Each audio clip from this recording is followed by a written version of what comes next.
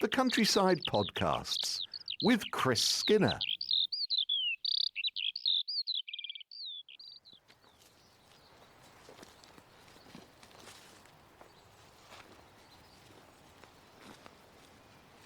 High summer now, and welcome to another one of our Countryside Podcasts. We're the guests of Chris Skinner on High Ash Farm in the heart of beautiful Norfolk, and enjoying one of the sights of the season now, the summer colour coming out in this woodland.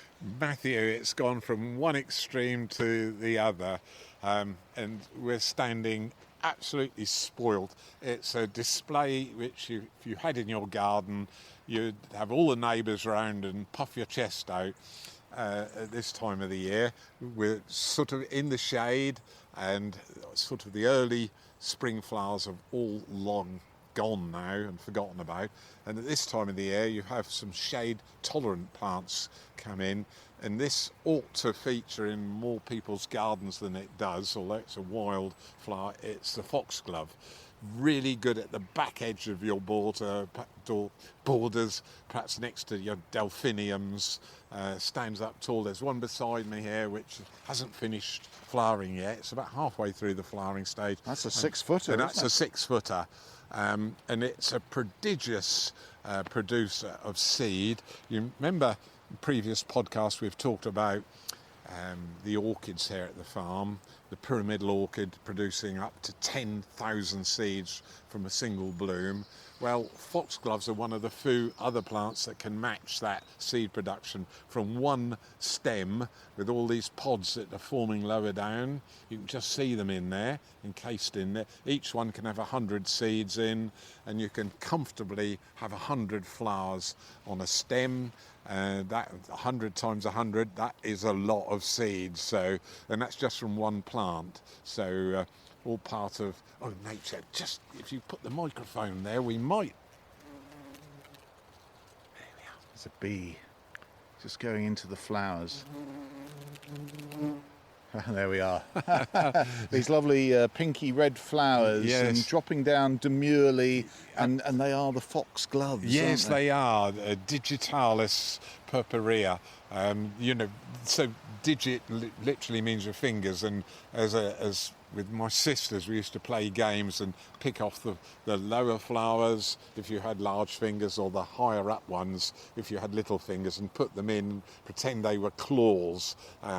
So really interesting, the things we used to do as children. That's a really lovely smaller one here, white flowers. Yeah, pure white, and we do have a whole mixture, sometimes almost yellow, sometimes cream coloured, but most of all this sort of purple colour, which is more the natural colour. Now the interesting thing is, when you actually look at the flower, I think this one's about to drop off, but we can actually look inside, and you can see you have all these little spots which, it has come off in my finger.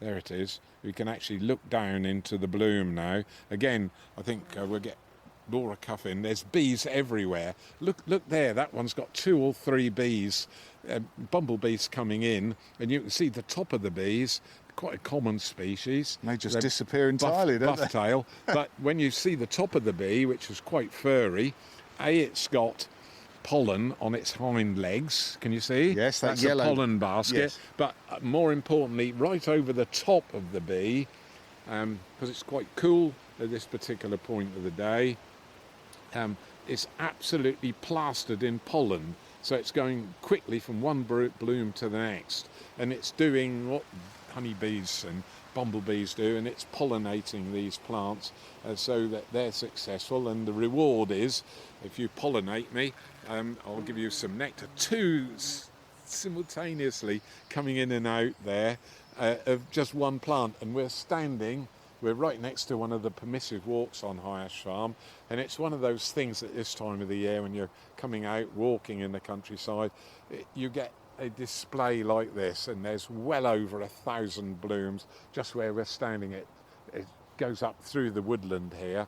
We're on leafy, mouldy sort of leaf litter, and it's very dry, and it suits these particular plants absolutely perfectly. So it's just amazingly, stunningly beautiful. A pale pink one just here, And if we walked up through the woods, there's some almost pure yellow further up the hill there. Now, fascinating fact about these foxgloves that you've told me, I think, in the past. Now, of course, you'll be able to confirm this, but my memory says that these only flower once every 2 years. That's right. So many people plant foxglove seed in the garden, and like many of the plant species out in the countryside, you can have an annual, which you get the flower from the seed the year that you plant it.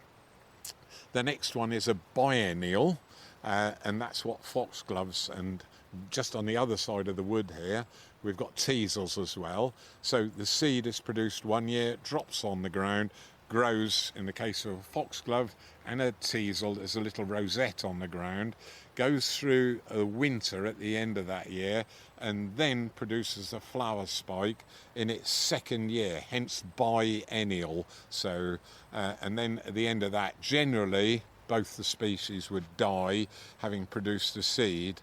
And then you'll have the next stage flowers, which ones many people now are becoming increasingly popular with, is the perennials, where you plant them and they come back year after year and after year and form clumps. Things like the other side of the woodland there, oxeye daisy. So, really good value. But I love having to wait for nature.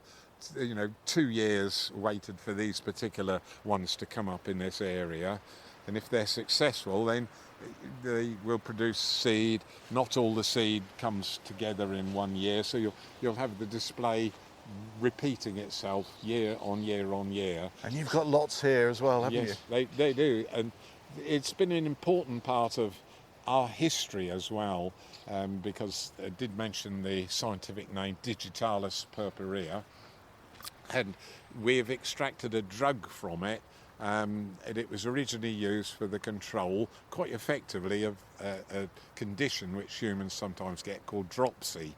But it had a side effect of controlling heart function as well, and we've now sort of distilled out that particular portion of the chemical composition of the plant, and digitalis, and we still use it today in heart treatment, so quite an important part of the medical arsenal that we still use today, so quite important, and it's really just a lovely plant. I knew we'd be interrupted before long. Rat's been ferreting about in the undergrowth behind us. He's put himself in the centre of a very large nettle patch.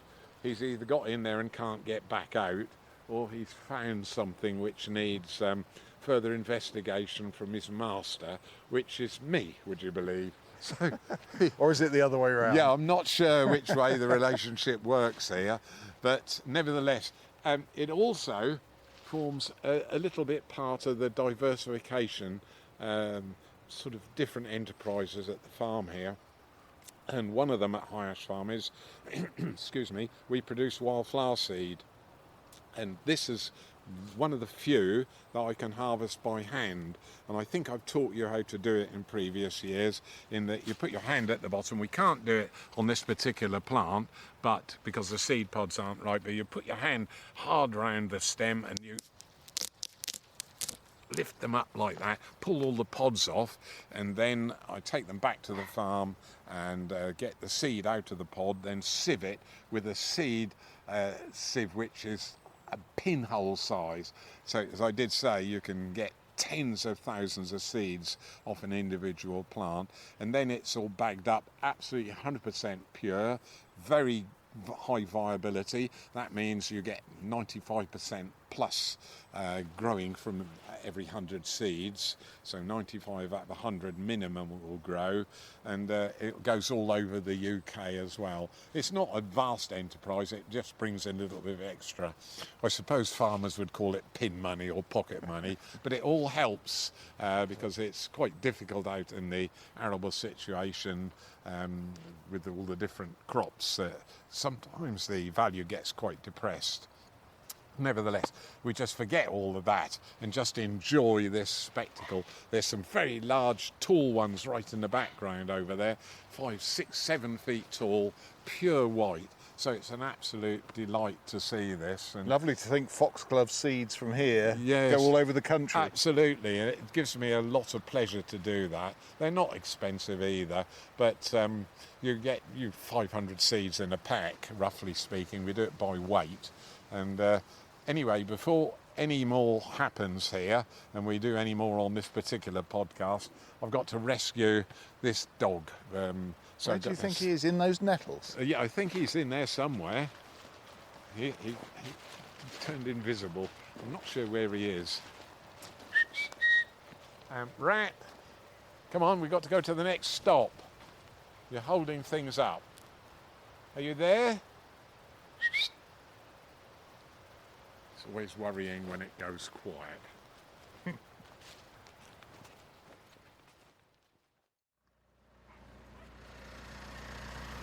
Rat has to stay in the car with the air conditioning on because we're next to quite a busy junction here on the farm. Well, it's as busy as it gets, really, isn't it, Chris? But you have to be careful with dogs. Yes, and not only with a busy road, we've got permissive access here. We're quite close to the Roman town, the Roman capital of eastern Britain, just a couple of hundred yards away from where we're standing.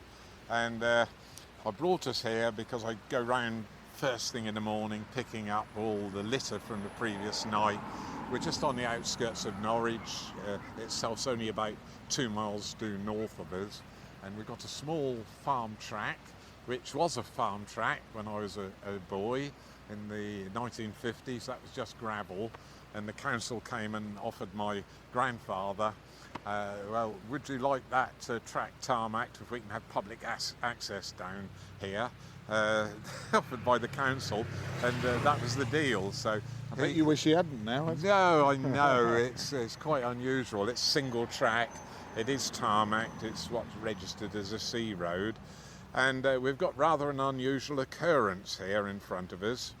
I don't normally bring us to things like this, but it's kind of relevant because we've got a very high population of prey species and predator species here at the farm, and although we're right by a road, this was rather different.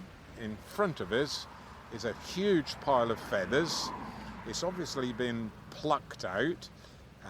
It's a bird. I'm just going to pick up the carcass here, and that will immediately tell us. Hefty claws. Hefty, bright yellow claws. Oh, sharp, yeah. Really, really sharp. Talons. Oh, look at that. They're clenched inwards there. Nothing much shall escape that. It's quite a small bird, diminutive. Spots on the wings, and some of the carcass has been eaten. It's still very fresh, so it was killed this morning, and there's red ants all over the body, just crawling in and out of the flesh there. And it's the remnants of a little owl, Athene noctua, Britain's smallest owl. A little owl. Yes, and this is one of the dilemmas of farming with wildlife in mind, and I have it all the time, which is why I've had to learn to stand back and let nature take its course, and I've found that's the best thing to do. You know, the modern environment is so difficult at the best of times for wildlife to cope with. This is sort of mid to late morning, and the work to rush is all over, but you can hear this is just a normal small country road, and we're having 10-15 cars a minute going past us. This isn't roadkill though, No, is it? this is not a roadkill. We within sight of Norwich Cathedral, and there is a pair of peregrine falcons nesting, and they venture out to High Ash Farm. They've got incredible eyesight. I'm not saying they could see this little owl from there, but this is a little bit too big for them to carry back to the nest at the cathedral, and the parents have to eat for themselves as well as take food back for the youngsters. So this is a peregrine This kill. is a peregrine kill. And all these feathers would have had to have been plucked off to get to the and meat. that's why they've dropped on the grass here. And although it's quite a strong breeze, there's a bit, almost a yard by a yard, which is absolutely covered in all the plumage of this little owl. There's a lot of feathers on a little owl. It's quite surprising. I'm holding the wings, which are untouched, still attached to the torso. The breast has been plucked bare, and that's typical kill of one of our predator species. And the head's gone. The head has gone, first of all. Yeah, I didn't like to mention It's it. quite gruesome, if isn't you it? have it, yeah, but it's normal.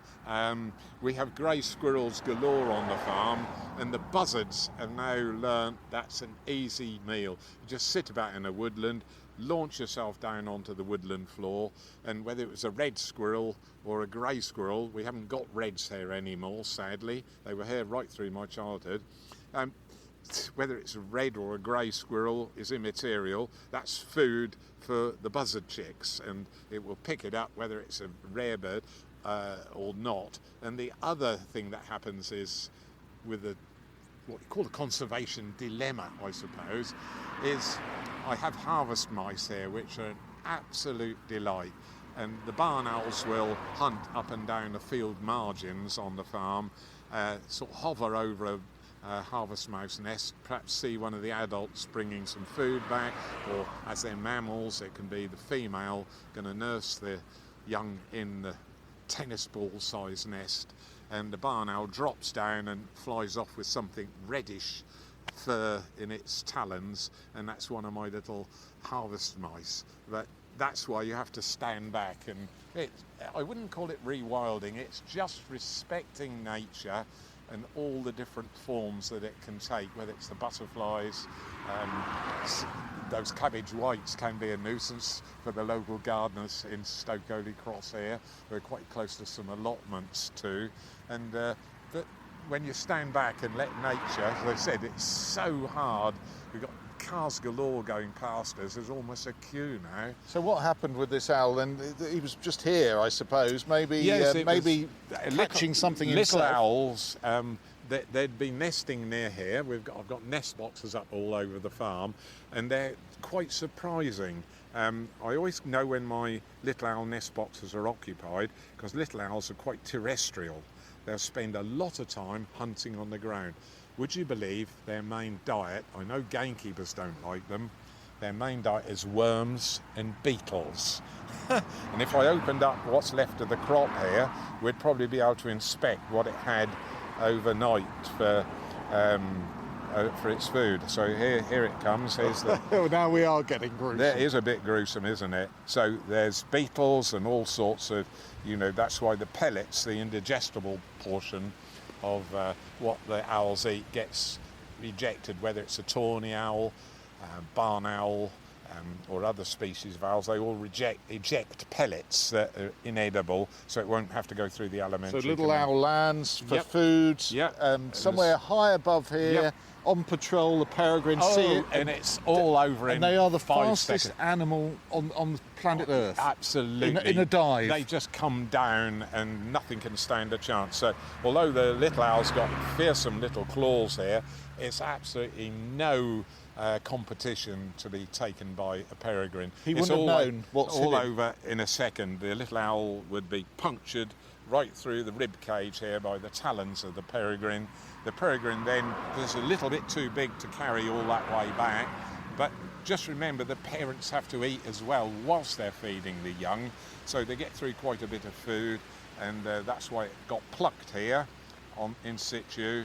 All the feathers are still there, and that's a daily occurrence here. And all these people in their cars coming past here, they had completely oblivious. no idea about the drama going on. No, right beside where you are. And that's the beauty of the countryside, particularly at this time of the year, June and July, which we're heading up to. There's so much cover now. Things like badgers and foxes and hares and deer, which all live here, some of the larger mammals, if you like, and you just can't see them. Nevertheless, it is their home, and I want it passionately for them to know that it is their home, and while they're at High Ash, they're safe from any harm. That's the best way of putting it, and it's delightful to see the results of it all, and people walking around. Ladies just walked past us there, just walked down, and there's probably 20 or 30 people walking here every day at this time of the day, mid-morning. We can have over 100 people a day visiting, and they kind of regard it as theirs now, and it's anything that shouldn't be happening, I'm the first to know about it, and I come and sort it out. It's absolutely delightful.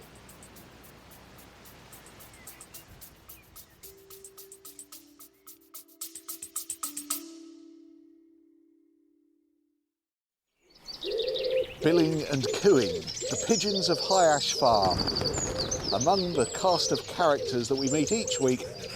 And I'm the next character that you're likely to meet on the Countryside podcast. And we've got a small favour to ask. There are certain costs involved which we can't avoid.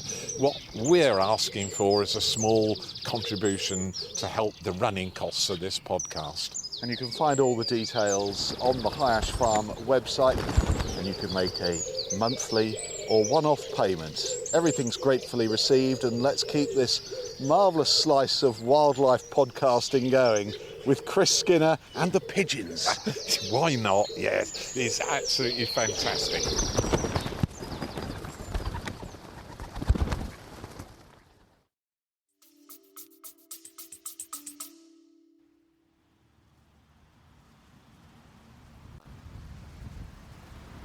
Not far away from quite a busy road here. We're on the Stoke-Holy Cross fringe of the farm, aren't we, Chris? And in front of us, wildflowers. Yes, I planted this in 2007, Matthew. It's really light, sandy soil, and it's overlying chalk. So the pH here, that's pH literally means the lime content of the soil, is about 8. Which is really quite high.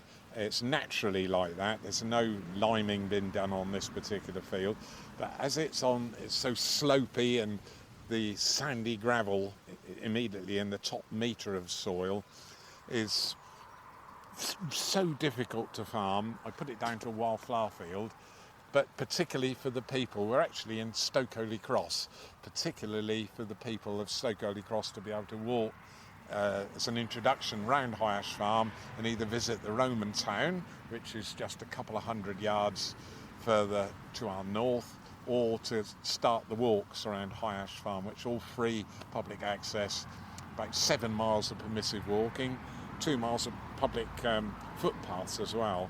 And this is an absolute delight, but slightly different this year because it's in full flower at the moment. The predominant colour is pink, and it's one of our most drought-resistant plants. If we just walk in a little bit. It needs to be this summer. Yes, and it's the best part of 36 inches tall, and it's called sainfoin. Literally comes from the French, meaning wholesome hay, and absolutely incredibly good for all our bee species. There's a bumble. Right on cue. Red-tailed bumblebee, and that's a juvenile, a youngster. So what will have happened a month or so ago is a queen bumblebee who will have overwintered as an adult will have set up a little foundation nest, and she's looked after the eggs, sealed them over, they've hatched, and this is the first generation to help her. And you can see that wherever you start to look, there's bees everywhere. And there's one right beside us there, just going from plant to plant, visiting almost exclusively the sainfoin plants. So butterfly, a large white going past, that's enemy number one if you're growing cabbages or other vegetables in your garden. But this plant is exceptional. It's really deep rooted. So the roots from sainfoin, the plant is 3 feet tall. The roots can go down 3 feet. It's extraordinary. It's got a very powerful tap root which goes right down, and because of the dry weather this year, which seems to be going on and on, it's doing really well. But what's happening this year is the plants are going through their flowering stages because of the heat, the warmth, the hot weather we're having incredibly quickly. So whilst this should be in flower and really beautiful, it's right by the Norwich to Stoke-Holy Cross Road, and it's just a glorious colour. So Getting a lovely impression of the colour as we look that way down the hill. yes, yeah. Once you're looking across the crop, it's really stunning. So the plants are looking a little bit bleached already, but they're about halfway through their flowering process. And now, for some reason, I can see bumblebees, 1, 2, 3, 4, 5, 6 just in front of us, and the whole field has that same density of bees on. So those will be nesting in the bottom of hedgerows, down mouse holes, places like that. Sometimes in redundant nest boxes as well. We've got 1 or 2 bumblebee nests in little owl boxes this year, and that's brilliant. So there we are. So when we look at the flowers, it's quite a tall flower head itself. That's about 100 millimeters tall, which is 4 inches. This particular one is most of the way through its flowering, and the flowers are extending up the stem towards the top. It looks rather, I suppose, the closest you can get to in gardening terms is a lupin, and in fact it's a member of the same family, a legume, and it looks dark green, the foliage down here. That's why they call it wholesome hay, because cattle, sheep and particularly horses absolutely love it. It's high in protein, the stem, the leaves and even the flower heads. But it's got some secrets which are not easily visible. So once you look closely at the flowers, they do look like lupin flowers, and they have all these little pink and white stripes on the upper petal. Can you see? Yes. Absolutely stunning. And those, and we've mentioned this before on previous podcasts, they're called honey guides. And that's why the bees are here, and it's guiding the bee to this little nectary at the bottom, at the base of the flower. So if I turn it over to the side, you can just see there's a little swollen bit right at the base of the flower itself before it joins the stem. And that's where the sweet stuff is. That's exactly right. But the bee has to have a long tongue to get there, so it's kind of a specialist plant, and that's why those honey guides are there to say, you know, come and drink some nectar. Hopefully there's some there in the heat of the day, and in so doing it gets some of the pollen on its back. This is the pollen bearing plant just inside there, and it will have pollen on it. Can't quite see it on my finger. And then it goes from one plant to the next, so you have cross-pollination, which is really important. Now, the secret of this plant, because this field's had no fertiliser whatsoever for best part of 20 years now, and yet the plant looks as though I've been quite heavy either with the farmyard manure, the good old horse manure or pig manure, chicken manure, or artificial fertiliser, things like nitrogen, which promotes this dark green foliage. But the secret is right down in and on the roots themselves, way down in the soil. And if you did dig the plant up, we'd be both perspiring if we tried to do that. The ground is like concrete at the minute, but if we got the roots out, they would be covered in tiny little brownish growths. They're called nodules, and the special trick is on lighter soil you'll have air in the soil, and of course our atmosphere has quite a high proportion of nitrogen in it, about 20% oxygen. Nitrogen's one of the main gaseous components, and what this plant does, it fixes the nitrogen, which is a really important plant food, onto the nodules. They work away and then they feed the plant. So it's kind of a relationship between those little nodules on the plant roots and the plant itself. So that's how it works, and all members of the pea family have those nodules on, particularly things like clovers will have it on.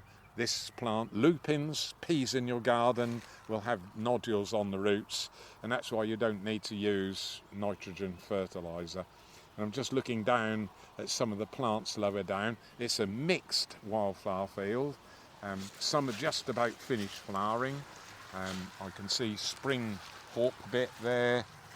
This is bird's foot trefoil here, and once they're dried, the little seed pods will look like bird's feet. A little grasshopper just jumped off. That is spring hawkbit, which has just finished flowering. It's one of those pioneering species. You can see some of the seed heads still there, all with a white fluffy down on them, just waiting for the wind to blow those off in any direction.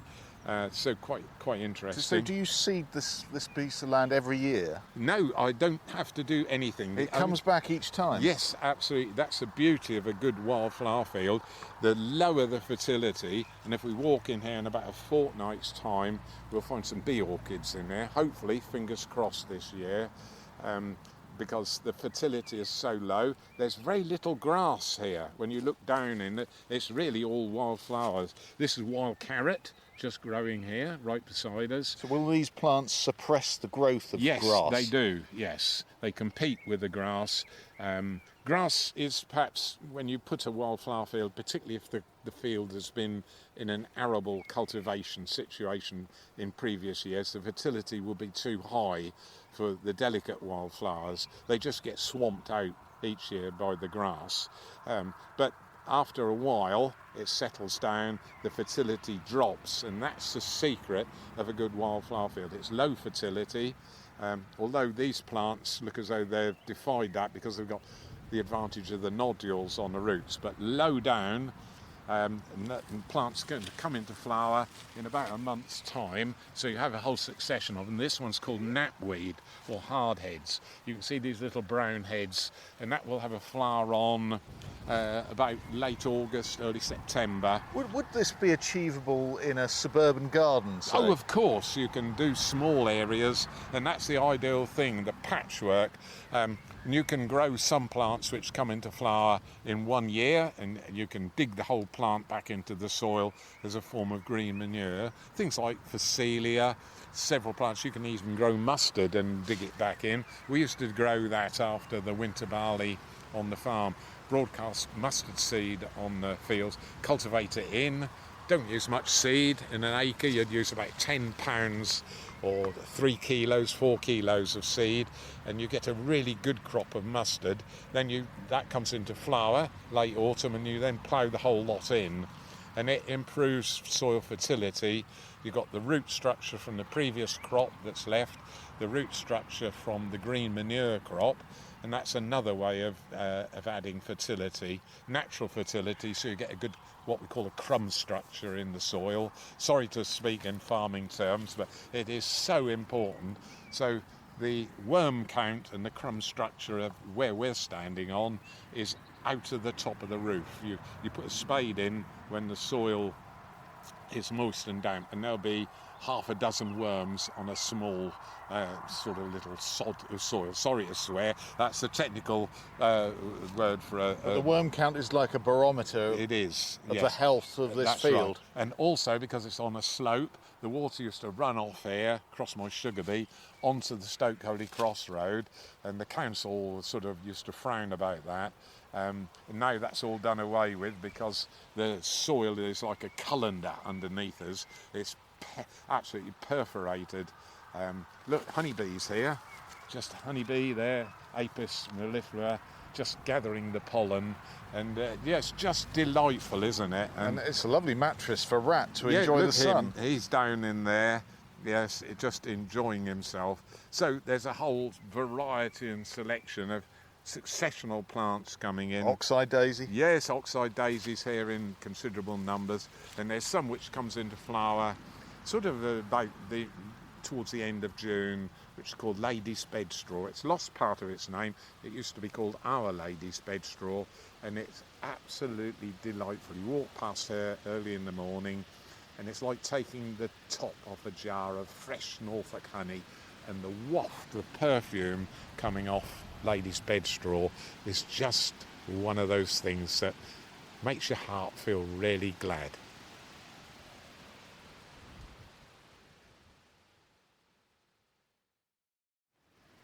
Your emails and letters, and there's always a bumper bundle to look at each week we do the Countryside podcast.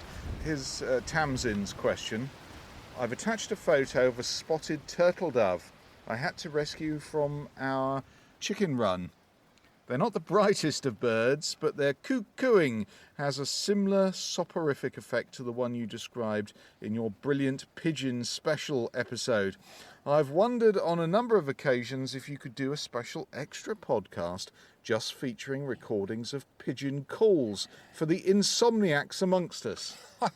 Yes, I love recording sounds, but many pictures, and Tamsin sent a picture of a bird which looks almost identical to our native turtle doves here. Well, I call them native, they're actually migratory species, and it's dove species in the UK that's declined faster than any other bird. I left something out important, didn't I? Tamsin actually lives in Australia. Yes, Tasmania to be more precise. Van Diemen's Land. Yes, absolutely. So quite interesting. That song is one of my favourites, and it's that of the wood pigeon. And we might start a podcast in future episodes with that cooing of the wood pigeon. I'll see if I can capture it. I can actually hear a pigeon way in the distance cooing while we're doing the recording here at the moment. But it's absolutely, kind of know what you're going to get, and it's, as Tamsin said, soporific. And but I wouldn't want to do 40 minutes of pigeon song. That's pushing my luck a little bit too much. Well, here we go with our final email, and it's Chris Biggin, who says, at the moment, the sweet cicely plants are setting seed pods, and popping a green seed into your mouth gives you a burst of aniseed. The green seed pods are only available for a week or so at this time of year. It was something I was shown as a child in the 1960s, and each year I look forward to this time. Yes, exactly that. And I have got you to taste various things over the years at High Asham. Usually something that's got a bit of punch in it, like mustard seed. Horseradish. Horseradish as well. Made horseradish sauce for you. Put a few hairs on your chest, that will. So we have plants growing in the farm here which have a very distinct aniseedy flavour, and that would be fennel as well.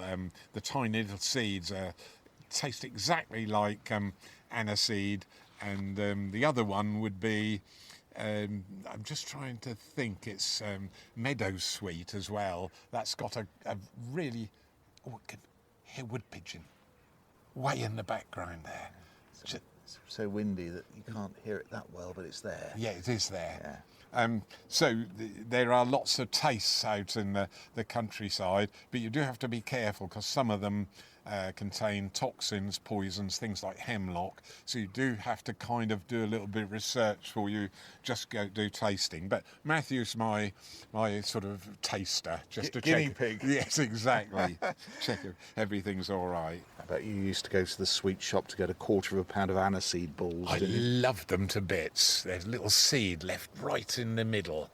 Used to fascinate me. They started off as red and finished as pale pink. If you'd like a question to ask Chris or a comment on the podcast, chris@highashfarm.com is the email. And there's another thing I need to say as well, because you have Facebook, don't you? Yes. And the photographs and videos go on there. Yes, so Dave Jones, Laura Cuffin and Chris Skinner all feature on that with the work we do behind the scenes, and just to give you a taste of what you can see and enjoy out in the countryside at this time of year. Not just at High Ash Farm, but generally what I talk about covers a great deal of the UK as sort of spring moves northwards and into Scotland, usually 2 or 3 weeks later. So you have to have a bit of allowance, but as we're roughly in the middle of the section of the country, it's about now that most of the things that we talk about you can actually see and visit if you're walking out in the countryside at this time of the year, enjoying the seasons.